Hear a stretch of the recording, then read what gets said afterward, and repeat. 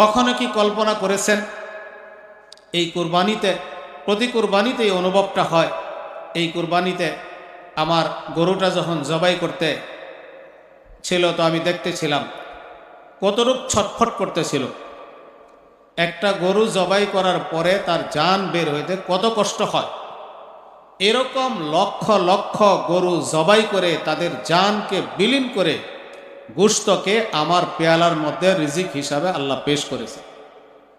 কিয়ামতের দিন যদি আল্লাহ আমাকে একটা প্রশ্ন করে, বান্দা কত মাছের জানকে কোরবান করে দিয়ে সারা হায়াতের জিন্দেগিতে কতগুলো মুরগি, কতগুলো খাসি, কতগুলো গরু জবাই করে দিয়ে তাদের জানকে কষ্ট দিয়া তাদেরকে জবাই করে তোমার প্লেটে খাবারের ব্যবস্থা করছিলাম, বান্দা তুমি এই খাবারের কি শুকরিয়া আদায় করছো?